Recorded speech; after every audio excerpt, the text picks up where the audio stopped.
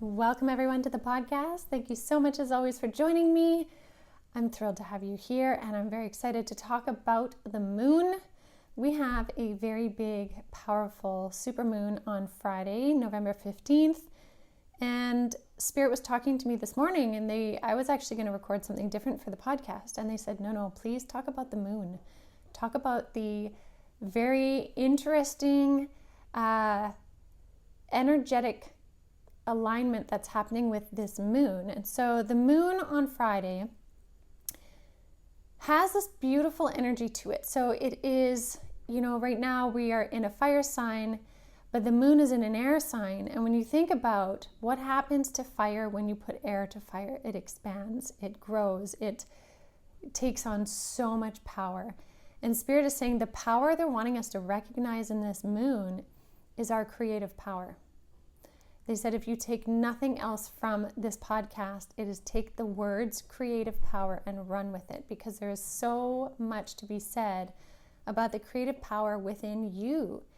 And they're saying the reason why this is because right now we're reaching this really interesting alchemical point of transformation, where not only are we transforming our energy in how we think and how we act, but we're also radically transforming the energies that are moving through our bodies, which is very timely because I'm going to be talking about the body in Cosmic Consciousness on the 20th. So November 20th, if you want to join me and hear more about my journey with my body and my healing and what Spirit had to say about the body as a third entity, my goodness, it's going to be a good one. You can sign up at avalonspirit.com for that under Cosmic Consciousness Circle. However, that aside, the focus of today is on recognizing the alchemical transformation happening at this time in our bodies. And the reason why this is happening is so that we can really increase our capacity. And so I will be talking about this more in a podcast to come soon on acupuncture and energetics. So you want to stay tuned for that. But today, within this concept of alchemical power, we are being asked energetically, maybe some of your spirit guides are very upfront with this request, or the signs you're getting, or the symbols, or the situations you're finding yourself in are asking you to choose over and over and over again what frequency you want to live in. Because there's a bigger, more clear divide between 3D and 5D energy right now. And it is really about what is it you want to be. Now, this is not a political podcast. This is energetics. Okay, I'm really focusing on the energetics here. So if you're choosing to stay in an energy of drama, of fear, of, holding yourself back, maybe even martyrdom, you're choosing to stay in a very dense third dimensional energy. That's not bad. It's simply a choice. There's no right or wrong in these choices. Truly, in the eyes of Spirit, there's absolutely no right or wrong. It's just a question of what do you want. So some are choosing to really be in that density energy, while others are choosing to, regardless of what's happening to them in the world, what they're seeing, experiencing, choosing to be in a higher frequency, like a 5D frequency, where they're choosing love, they're choosing compassion, they're choosing a desire to understand all parties. They're choosing to try new things, to see how they can continue to grow rather being stuck in the rigidness of what they do know. They're choosing expansion. And so a lot of what's happening right now is the situations we're experiencing are asking us, are we choosing expansion or are we choosing rigidity? And it's in that we are unleashing an alchemical process, because if we are choosing the higher frequency, that 5D energetic frequency, that is where our bodies are really shifting and changing and coming online, which is what Spirit's been talking about this year, and they've been talking nonstop about it in the last couple months too. Besides my own experiences, Spirit keeps bringing this to the table for the collective. And so with this understanding, they're also saying that they're bringing their energy forward really, really boldly as they can for a lot of people, because the energetics are so intense right now, because we have these two timelines that seem to be kind of converging a bit. Like I talked about, I think in last week's podcast, about Capricorn, Pluto in Capricorn and Pluto in Aquarius, and how they're overlapping a bit until Pluto moves into Aquarius for the next 20 years on the 19th. This kind of thinning, so to speak, of the veil, this overlapping of timelines, this slight squish of the dimensional parameters that's happening right now is also allowing those in the higher realms, in spirit, in the cosmos, even interdimensional beings, it's allowing them the opportunity to come closer to us. And so I know I've chatted with a lot of different people having really wild sort of paranormal experiences, but not in the negative, but just these very vivid experiences, dream state understandings, astral travels, remote viewings, spirit communications, or even just these really strong synchronistic moments where they're experiencing the energetic power of the cosmos, of the ether, of God energy, of source creator energy, whatever your term is, the energetics behind everything. People are starting to tap into that and feel into that energy. And so this is really nice because the higher realms are wanting to come forward and really help everybody move forward in their energy and continue this rise in consciousness, which is happening. And so while this transformation is happening in your own body, and there's a lot of chaos you're seeing in the external, but Spirit is coming in on the top end. Spirit is saying, hold your power. Hold on to your power. I was talking with Lisa Richmond the other day, and she put it really beautifully that it's like, hold on to your heart space. Stay in your heart space. Hold on, anchor there. And it's so true. When Spirit is saying, hold on to your power, they're talking about hold on to your heart space. Stand in that truth of what you are, because what you do is you stand in that power of 5D. If we want to call it that. I mean, that's again just a term and a label as well. It's just higher dimensional consciousness. So the choice is really yours, how you are wanting to choose and interact with your external circumstances. Now, again, I realize very, very aware that that is an easy statement said from that higher view, but also look at everything happening in the world and people caught in wars and all this stuff. That is a harder position to choose higher timelines and higher realms. I completely understand. That's why I'm saying I'm speaking of the energetics right now. So if you're in a position where you are able to choose love, compassion, kindness, growth mindset, ascension mindset, it's really going to help shift the general collective in that way. I do also want to say, I have never myself been in a war situation in that regard, or a famine situation, or things like that. So I can't speak on that behalf, but I do remember reading this beautiful story of someone that survived an internment camp. And I believe they were interned for, or they were in that camp for years and years. And they said they had to choose their mindset every day in order to survive. And they chose positivity. They chose camaraderie. They chose compassion for those around them.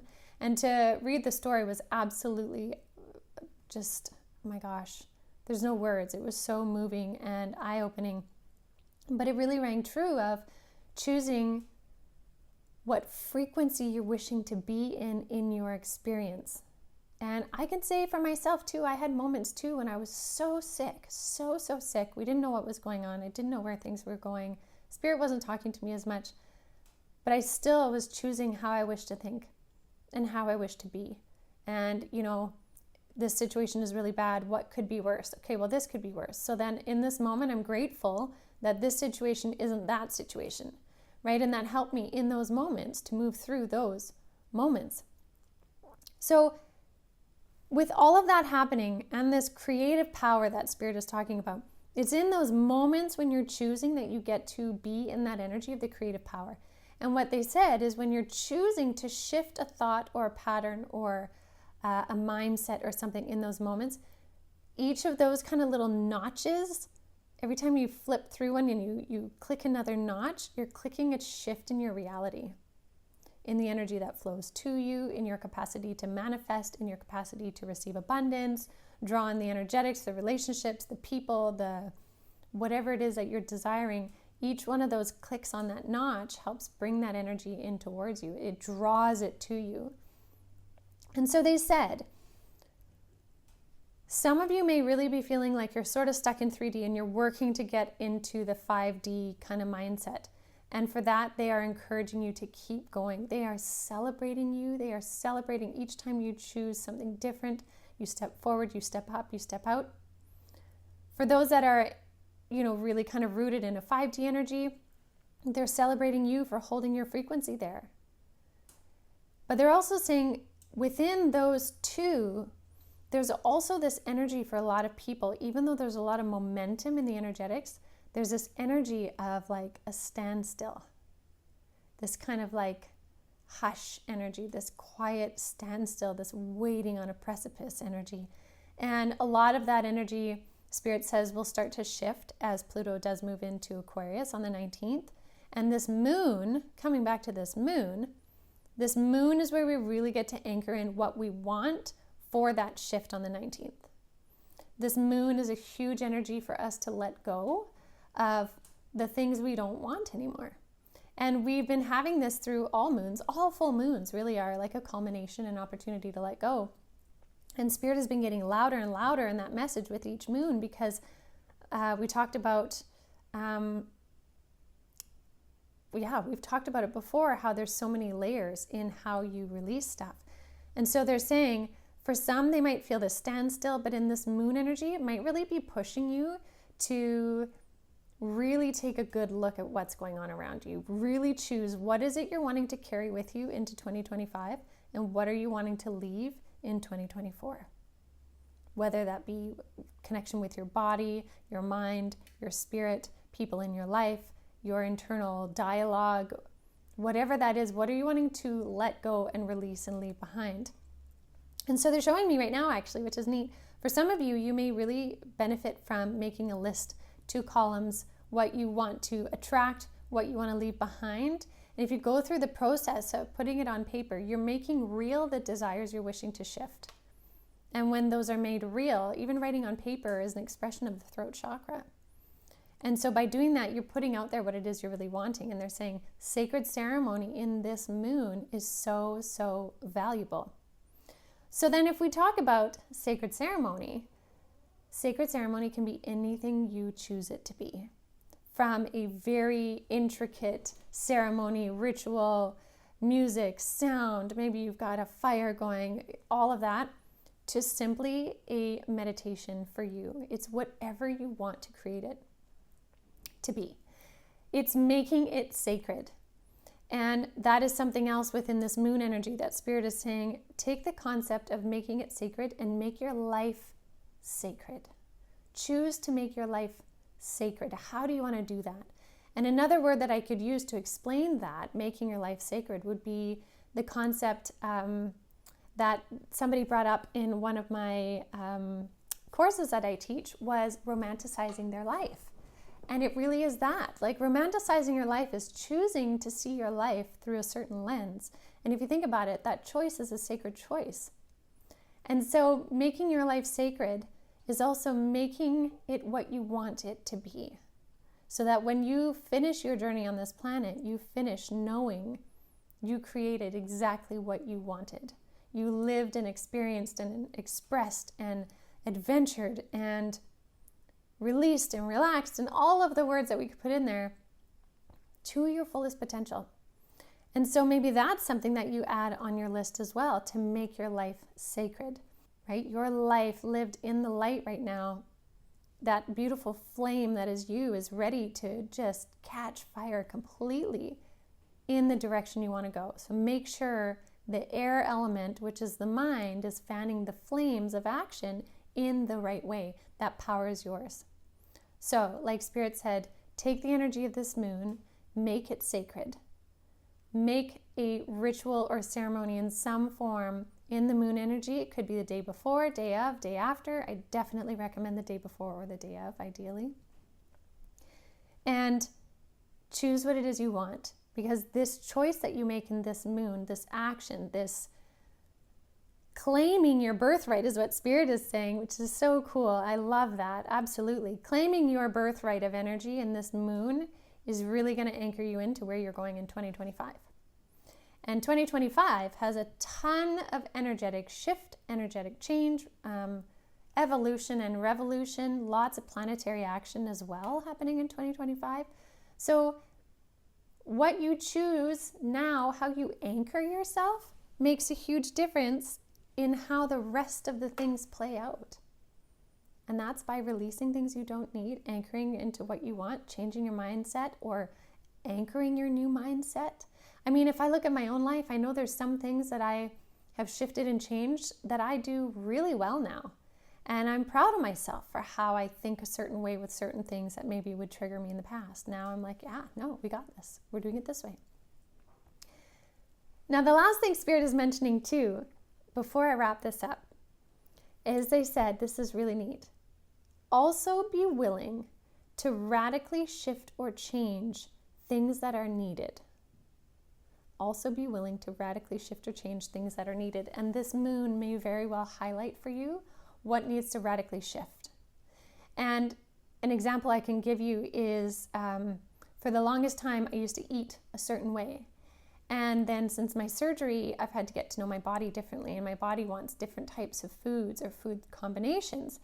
And so I've had to radically change some of the ways that I eat. And it's this willingness to change even radically certain things, from really big things to small things. Like maybe for some, radically changing something you eat is no big deal, right? Okay, sure, no big deal. For others, it's a big deal. For me, it was kind of in the middle. Whereas some people might have much bigger life radical changes, and other ones would be maybe small little morning routines, or it can be anything. But there's a radical nature to it, because for many, it's going to be asking you to do like a 180-degree turn on it.